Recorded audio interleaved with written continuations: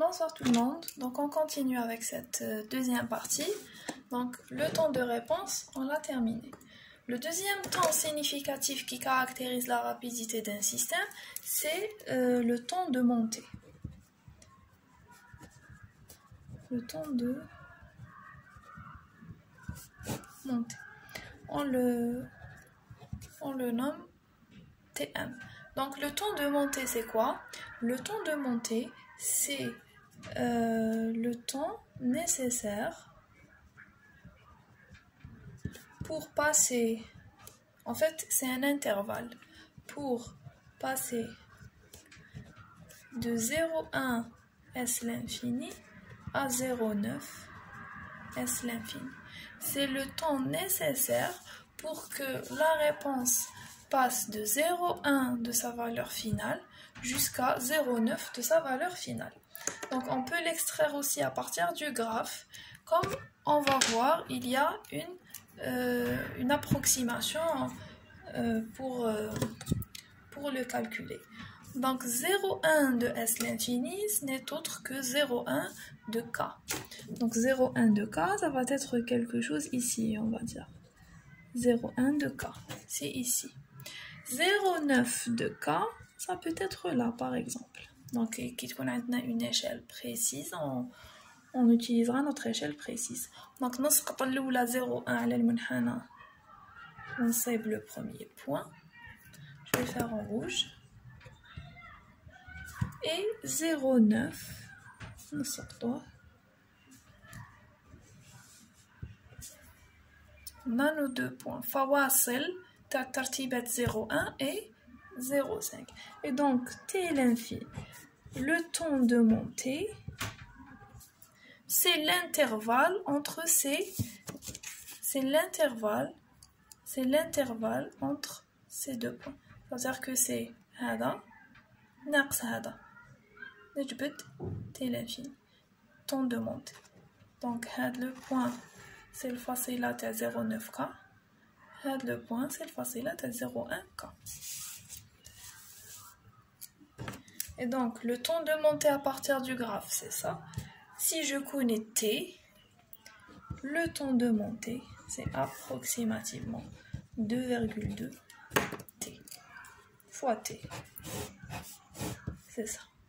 Donc, en étudiant la réponse indicielle du système, je peux extraire les caractéristiques de mon système du premier ordre en matière de rapidité. La rapidité, elle est traduite par ces deux notions, temps de montée et temps de réponse. Donc, le système il est rapide. Plus le temps de réponse est petit, plus le système est rapide. Plus le temps de montée est petit et plus le système est rapide. Donc, l'exemple que j'ai donné au cours, enfin en présentiel, c'est que quand on voit les publicités des voitures qui disent que cette voiture, elle passe de 0 à 100 km/h en 11 secondes. En fait, c'est une publicité qui est basée sur le temps de réponse. Il est en train de dire que notre système, en l'occurrence la voiture, notre système, elle a un temps de réponse ou là un temps de montée de 11 secondes. C'est-à-dire qu'il atteint une valeur désirée en peu de temps. Ça va caractériser en fait la performance de la voiture. Mais on sous-entend que le système TANA, il est rapide, il réagit rapidement. Donc ça c'est pour la réponse indicielle. On a vu impulsionnelle, indicielle. Il nous reste la réponse à une rampe. Pour le premier ordre.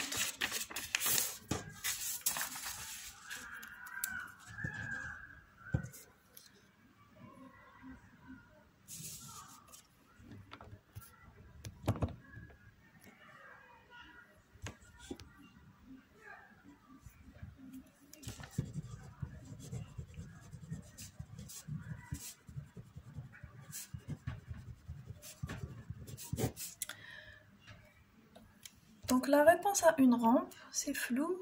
Je vois pas pourquoi c'est...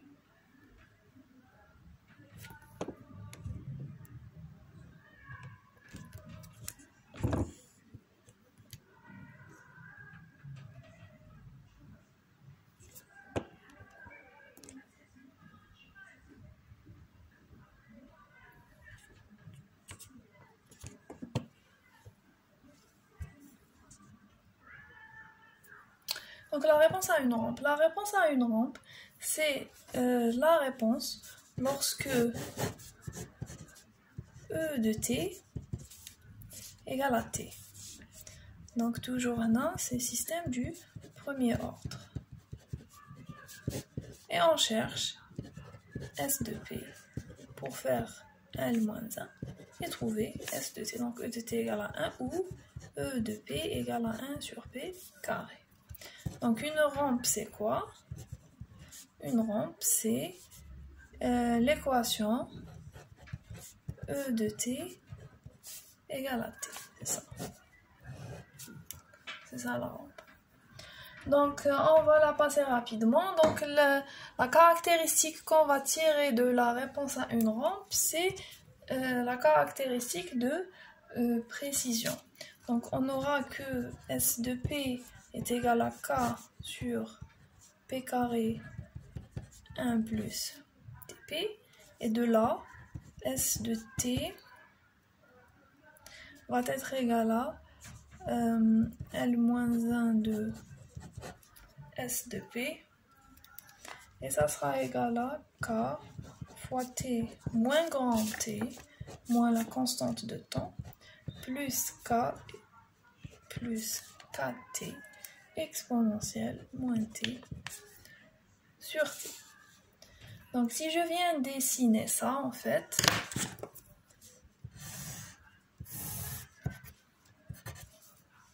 on aura une réponse هكذا qui va monter. C'est une réponse qui va monter. Donc à partir de cette réponse, donc ça c'est S de T et ça c'est T.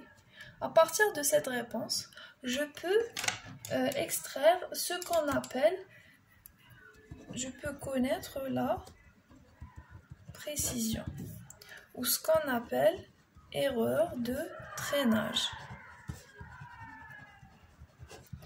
Donc l'erreur de traînage, c'est l'erreur qu'on va retrouver si je compare cette entrée, si je compare, ça c'est ma réponse, et ça c'est E de T.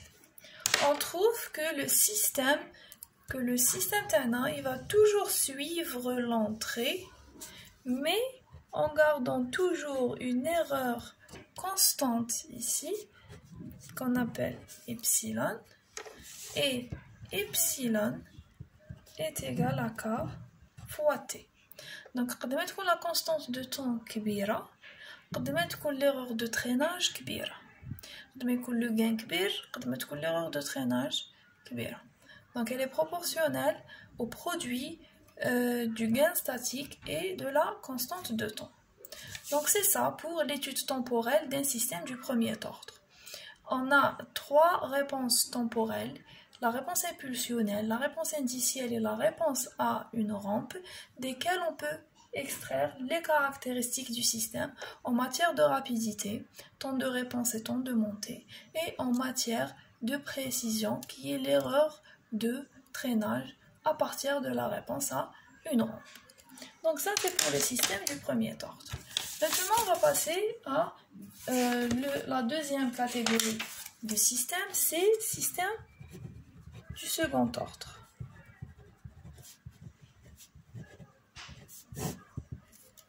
Donc les systèmes du second ordre, c'est les systèmes qui sont régis par une équation différentielle du second ordre. Donc,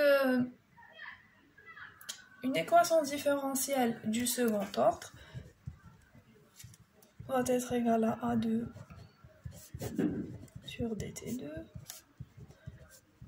ds de t sur dt A0 s de t égale à B0 E de t. Donc on va l'écrire sous une certaine forme qui met dans le premier ordre. لازم S de t يكون نقي ما عندوش coefficient.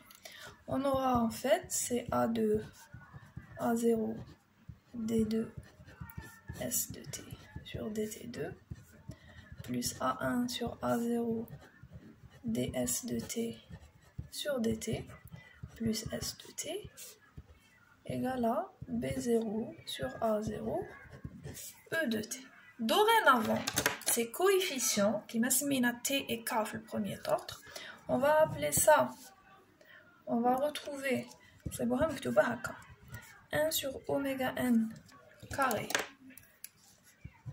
d2 s de t sur dt2 plus le coefficient c'est 2 xi sur oméga n ds de t sur dt plus s de t égale à k fois e de t. Donc oméga n c'est la pulsation propre du système.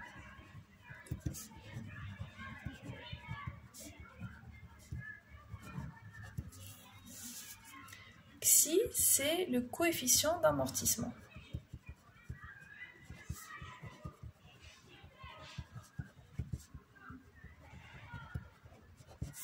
Et le K, c'est le gain statique du système.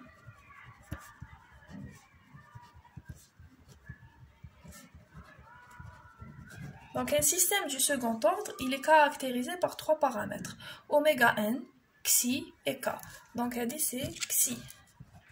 Elle dit il a un crochet à k, c'est pas epsilon. On trouvera xi, c'est xi. Donc on a 3 paramètres à reconnaître dans un système du second ordre.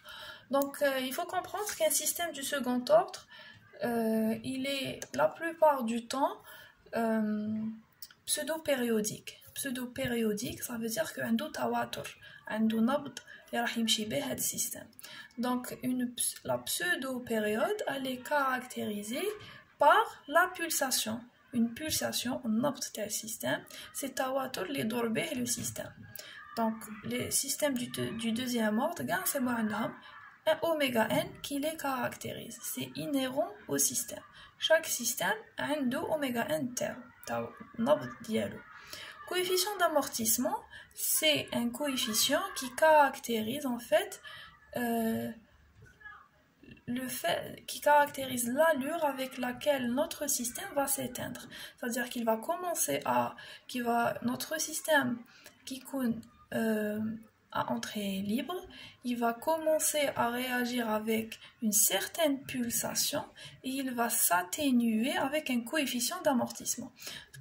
La pulsation kbira, il s'approche du périodique, le coefficient kbir, il va s'éteindre rapidement. Et on a le gain statique, c'est le rapport entre la sortie et l'entrée lorsqu'on est dans un régime permanent. Là, lorsque S est constante. Voilà. Donc c'est les 3 paramètres qu'on va retrouver dans les systèmes du second ordre. Donc pour les systèmes du second ordre, ce qu'on va étudier, on va étudier juste la réponse indicielle. Donc on va donc à partir de la réponse indicielle, nous allons déduire les caractéristiques du système. Mendirouche Dirac, Mendirouche rampe, juste indicielle. Donc réponse indicielle. Donc la réponse indicielle, qu'est-ce qu'on a? On a que H de P, donc une fonction de transfert, et on a que E de P égale à 1 sur P. On cherchera S de P, S de T. C'est le même principe qui m'appelle. Donc partons de l'équation différentielle ici, partons de l'équation différentielle ici, c'est flou, mais on va y arriver. Voilà. Partant de l'équation différentielle ici, on va chercher la fonction de transfert. Donc, la fonction de transfert, ça va être égal à 1 sur oméga n carré p carré s de p plus 2xi sur oméga n p s de p plus s de p égale à k e de p. Donc on n'aura que S de P fois 1 sur oméga n carré P carré plus 2 xi sur oméga n P plus 1 égale à K E de P. Finalement, H de P lié à S de P sur E de P va être égal à K sur 1 sur oméga n carré P carré plus 2 xi sur oméga n P plus 1. Donc dorénavant, tous les systèmes du second ordre ont une fonction de transfert de cette forme. Et suivant K, Xi et oméga n, chaque système tradujna une fonction de transfert dialogue. Mais toujours cette forme. Je vais la forme où il dit un P carré P plus 1 في المقام. نقول c'est un système du second ordre. Donc maintenant, l'équation, en fait, j'aurai K 1 sur oméga n carré P carré plus 2 xi sur oméga n P plus 1. C'est ça. Réponse indicielle. Donc, quand on injecte en fait un échelon à l'entrée d'un système du second ordre, on a retrouvé qu'en fait, les systèmes du second ordre sont classés en deux grandes familles. Donc, on va trouver... Il existe des systèmes non oscillatoires. Des systèmes non oscillatoires, on les appelle des systèmes fortement amortis.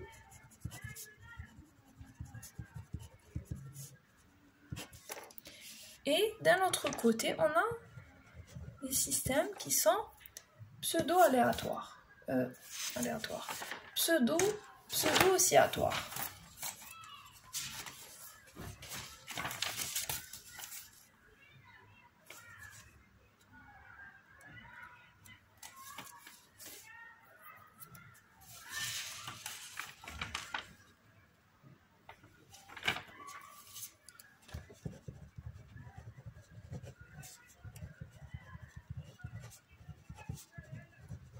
Donc, quelle est la différence entre les deux?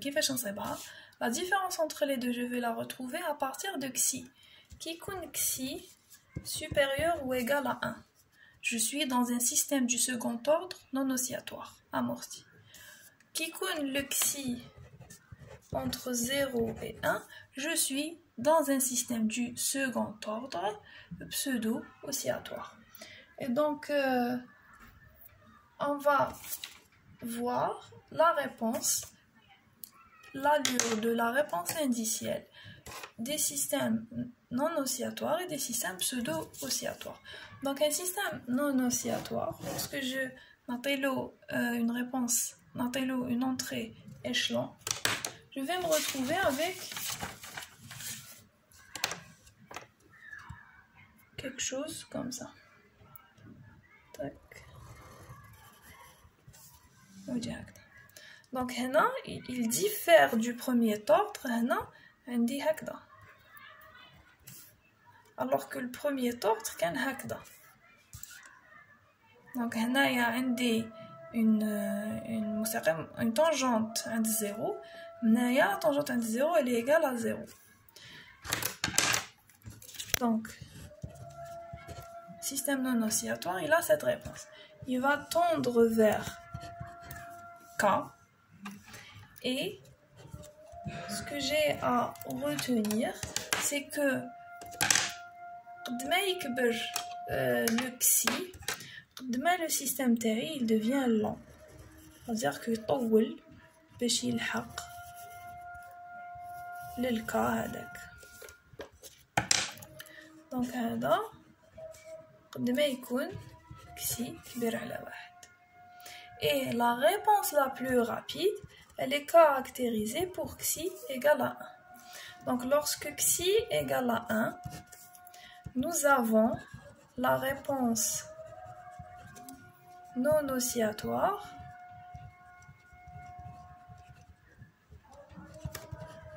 la plus rapide.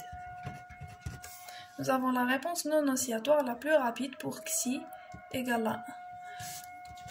قد ما يبعد le xi, قد ما je vais dire que mon système est lent. Et donc ici pour le xi égale à 1, les systèmes qui ont xi égale à 1, c'est des systèmes qu'on appelle des systèmes non oscillatoires en régime critique.